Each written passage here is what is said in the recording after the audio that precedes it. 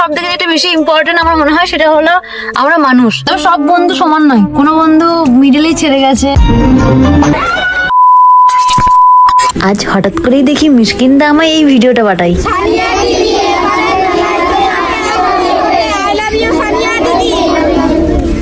এটা দেখে আমি এতটা সারপ্রাইজ হয়েছি আর এতটা খুশি হয়েছি যেটা আমি হয়তো মুখে বলে বোঝাতে পারবো না। তাই আর বেশি দেরি না করে ওই বাচ্চাগুলোর জন্য মানে ওই পুচকিগুলোর জন্য আমি কিছু খাবার আর চকলেট নিয়ে নিই। ওরা যে আমাকে এরকম ভাবে মনে রেখেছে এটাই তো আমার কাছে অনেক। ছিলাম জুজিকাডাঙ্গার মেলাতে, আমি একা না, সেখানে আরো অনেক বড় বড় ইউটিউবাররা গেছিল। আর সত্যি কথা বলতে এই বড় বড় ইউটিউবারদের কাছেও আমার মতো একটা ছোট্ট কন্টেন্ট ক্রিয়েটারকে অনেক বেশি ভালোবাসা দেওয়া হয়েছিল, যেটা আমি কোনো দিনও ভুলবো না। জীবনে প্রথম এতটা সম্মান পেয়েছিলাম আমি। আর আমার সব চাইতে বেশি ভালো লেগেছিল জুজিকাডাঙ্গার সকল গ্রামবাসী আমার মাকে আমার আব্বুকে অনেক বেশি ভালোবাসা দিয়েছিল। আর দেখো সেই ভালোবাসাটা নেই, আজ আমি আবারও সেই একই জায়গায়। আর আজকে শুধু আমি না, আমার পাশাপাশি আমার বন্ধুদেরও অনেক বেশি সম্মান জানানো হয়েছে, যেটা দেখে কেন জানি না মন থেকে অনেক বেশি শান্তি পাচ্ছিলাম। সত্যি বলছি, টাকা পয়সা দিয়েও এই ভালোবাসা কেনা যায় না।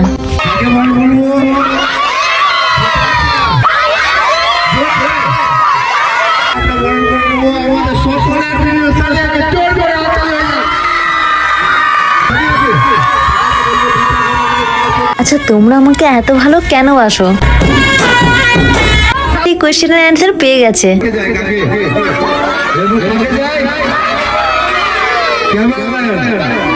সকলের প্রিয় ক্যামেরাম্যান ভাইকে, আমাদের মঞ্চের সামনে দেখুন আতাউর ভাইকে, যার যা বলবেন জিজ্ঞেস করতে পারো। আজকে কোনো নার্ভাস হবে না। আমি কিন্তু অনেকবারই লক্ষ্য করেছি তোমরা আমার থেকেও আমার ক্যামেরাম্যানকে বেশি ভালোবাসো। অবশ্য সেটা দেখতে আমার বেশ ভালোই লাগে। এখানে আমার সব বন্ধুকেই তো সম্মান জানানো হচ্ছিল, কিন্তু ওই যে তোমাদের সবার মাঝে আমার ওই বন্ধুটা, জানি না তোমরা বুঝতে পারছো কিনা, আমি একটু জুম করে দেখাচ্ছি। ওই যে ভিড়ের মাঝে দাঁড়িয়ে আছে, যেখানে আমার বন্ধু বান্ধবীদেরকে স্টেজে ডেকে সম্মান জানানো হচ্ছে, সেখানে আমার ওই বন্ধুকে দেখো ভিড়ের মাঝে দাঁড়িয়ে চুপচাপ আমার ব্লগ শুট করে দিচ্ছে। আজ আমি তোমাদের প্রিয় ইউটিউবার হতে পেরেছি। আমার মা, আব্বু, ক্যামেরাম্যান, ভাই আর কিছুটা হলেও ওই যে ওই ভিড়ের মাঝে শুট করে দিচ্ছে, আমার ওই বন্ধুদের সাপোর্ট তো আছেই। তাহলে আমি কি করে ওই ভিড়ের মাঝে নিজের বন্ধুকে রেখে স্বার্থপরের মতো একা একাই ট্রফিটা নিয়ে নিতে পারি বল? আচ্ছা, এই ভিড়ের মধ্যে আমার আরেক বন্ধু আছে যাকে আমি ট্রফিটা ওর হাতে তুলে দিতে চাই। প্লিজ স্টেজে আয় একবার। প্রথম যখন আমি ব্লগিং শুরু করেছিলাম তখন অনেক মানুষ অনেক খারাপ কথা বলতো আমায়, আর তখন এই যে আমার এই বন্ধুগুলো, তাদের সঙ্গে ঝগড়া লেগে যেত। এটা তোর জন্য। আমার খারাপ সময়ে আমার যে মানুষগুলো পাশে ছিল, আর আজ আমার ভালো সময়ে সেই মানুষগুলো আমার পাশে থাকবে না, এটা তো হতেই পারে না।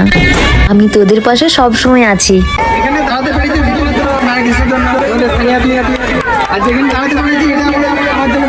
আসলে কি বলতো, আজ তোরা না থাকলে আমি এই জায়গায় কখনোই আসতে পারতাম না। ছোট থেকে তো অন্যভাবে ভূত দেখতে পাবো এটা আমি সত্যিই ভাবিনি।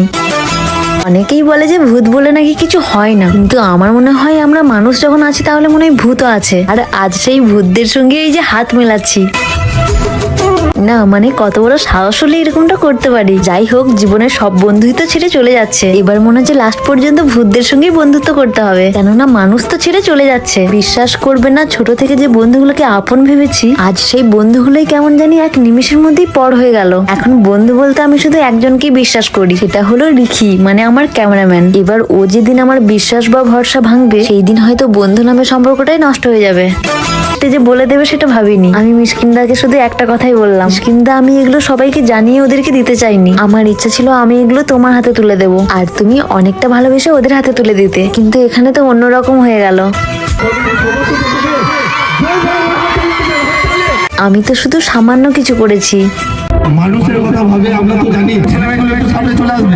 আমি ওদের দিদি হিসেবে এটুকু তো করতেই পারি বলো। ওরা আমাকে এতটা ভালোবাসে যে সেই ভালোবাসা আর যাই হোক অন্তত টাকা দিয়ে কেনা যায় না। অনেকেই আমাকে জিজ্ঞেস করে আমার জীবনের ইচ্ছা কি, মানে প্রত্যেকের জীবনে কিছু না কিছু একটা স্বপ্ন থাকে। তো আমার জীবনের স্বপ্ন বলতে গেলে এখনো পর্যন্ত একটাই আছে, সেটা হলো আমি চাই প্রত্যেকটা অসহায় মানুষের পাশে দাঁড়াতে। হ্যাঁ, আমি এখনো পাশে দাঁড়াই, কিন্তু বিশ্বাস করো আমি এর থেকে আরো অনেক বেশি কিছু করতে চাই ওনাদের জন্য। যাই হোক, আমার একটু ঠান্ডা লেগে গেছে, তাই আমার গলাটা তো বসে গেছে, তার উপর এই যে আবার ভয়েস দিতে গিয়ে মানে কথা বলতে গিয়ে নাকে কথা বলে দিচ্ছি, আর সেই কারণে আমি টাইম মতো ব্লগও আপলোড করতে পারছি না। তাই তোমরা কষ্ট করে একটু অ্যাডজাস্ট করে নিও। ঝুচগাডাঙ্গায় এসে এত বেশি ভালোবাসা পেয়েছি, প্রতি বছরের মতো এবছরও এত ভালোবাসা পেয়েছি। আমি শুধুমাত্র এখানে আসার আমার একটাই কারণ ছিল, ওই বাচ্চাগুলো, ওরা এত করে চেয়েছিল যে আমি এখানে সানিয়া বলছে যে ও প্রতি বছর আগের বছরই এসেছিল।